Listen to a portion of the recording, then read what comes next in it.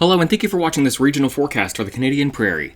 I'm Andrew Pritchard, Senior Meteorologist with Nutrien Ag Solutions. Well, temperatures are cooling from west to east as we head through the next several days, single digits across western Alberta right now, 3 degrees as you head into the higher elevations there of west central Alberta as well.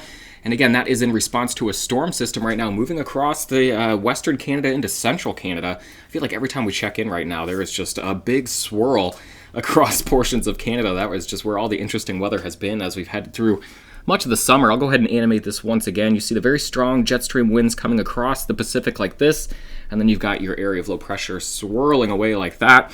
Cooler air coming in on the backside here from west to east. In advance of that, we still have warm and humid air being funneled into portions of Saskatchewan and Manitoba.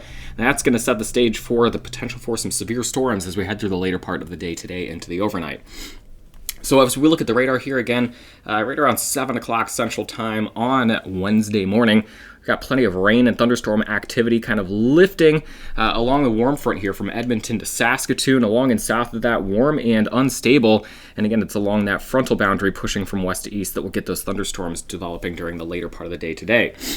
Helping take those thunderstorms and give them some longevity and severity, we add in the upper level support of this trough. We get the strong jet stream winds coming around the base of it and blasting into portions of Alberta and Saskatchewan here early this morning.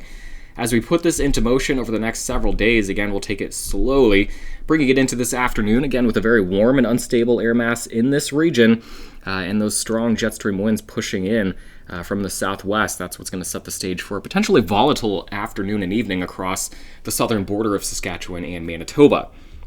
Now, I'll take the drawings off and show you where we head in the next couple of days. This trough swings through, kind of spins down across northern Alberta and Saskatchewan as we head into the later part of the weekend. We're into Friday now.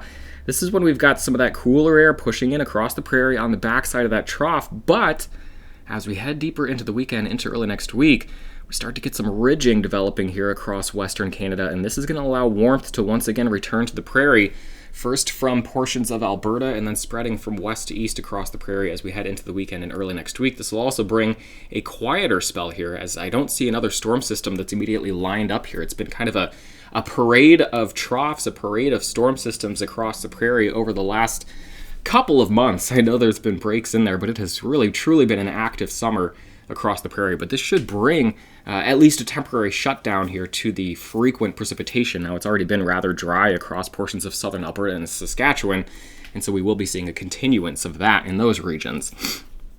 Let's look at the instability forecast here as we head through the afternoon hours today, where the instability will be highest as we get to around 4 to 7 p.m. Again, right here across southern portions of the border of Saskatchewan and Alberta, kind of developing first across southeastern Saskatchewan. This will be the area that I would be watching for thunderstorms to erupt by mid-afternoon, and then slowly tracking from west to east into southern portions of Manitoba during the overnight hours. Now, as we get into the day tomorrow, we'll get into tomorrow afternoon and evening. We still have the upper level support. We've got much weaker wind shear, or much weaker instability, but still the potential for a couple of thunderstorms, maybe a strong storm or two across southern Manitoba as we head into the afternoon on Thursday. And then by the time we get to Friday, most of the instability well off to the south across parts of the U.S., but still enough here to maybe kick off a few storms, maybe some small hail across the region. Let's look at the precipitation forecast, though. This will help us kind of time out the location of our strong storms this afternoon. Again, this is where the warm and unstable air mass is going to be filtering in ahead of that storm system. We'll have the frontal boundary kind of like this, and then we've got our upper level support, the strong jet stream winds blasting in from the southwest. So everything coming together right here for a potential severe weather event this afternoon and evening. And so here it is, the NAM model erupting these storms right across east, central, southeastern Saskatchewan late this afternoon and evening, tracking into southern and western portions of Manitoba during the overnight, producing large hail, damaging winds, and perhaps a few tornadoes. As we head into the afternoon on Thursday, again, maybe a couple of strong storms continuing across southern portions of Manitoba, but drier air coming in from west to east, cooler and drier air coming in from west to east, shutting down the precipitation across the southern portions of Alberta and Saskatchewan as we head into the late part of the week. We could see another thunderstorm cluster clip southern Manitoba as we get into Friday, coming out of the Dakotas, but again, as you head back toward the west, much quieter, just maybe the chance for a couple of showers as we head into the weekend, but this is very low confidence, and I would imagine we'll probably be on the drier side. So total precipitation, the raw model output, this is not exactly how it's going to happen, but again, you can see the corridors here. Again, drier as you get into portions of southern Saskatchewan and Manitoba, and then you've got your heavier precipitation north of that. This is kind of the cooler rain off to the north, north of the area of low pressure. And then here's where we've got that potential for some strong to severe storms, primarily today, but then as you get into southern Manitoba, that chance continues into Thursday and Friday afternoon as well. But these are the corridors where the heaviest precipitation is going to be expected. Again, it's everywhere but southern Manitoba and Saskatchewan, at least the chance for scattered storms bringing some locally heavy precipitation. We'll look at the European model now, take it just a tiny bit further and confirm here that we are likely headed toward a quieter pattern across the prairie, at least in the 5 to 10 day time frame. This is as we get into Wednesday afternoon and evening, again watching for strong storms to erupt across this region of southern or kind of southeastern Saskatchewan, southwestern Manitoba during the afternoon, evening, and overnight hours tonight.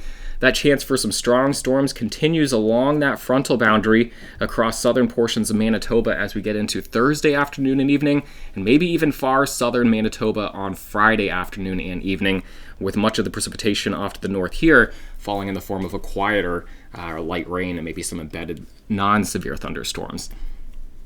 So from the European ensemble, the probability over the next 5 days of picking up 12.5 millimeters of precipitation or half an inch. Where you see the red shading, that's where we've got better than a 90% probability, and you can find that across northern portions of Alberta, and Saskatchewan here, maybe the Calgary and Edmonton areas here flirting with that. Dry across southern Alberta into southern and western, into portions of central Saskatchewan, and then where we've got the thunderstorm activity over the next couple of days. Again, high probability is picking up some measurable, if not some significant precipitation here, more than half an inch to an inch across far southeastern Saskatchewan, getting into much of the province of Manitoba.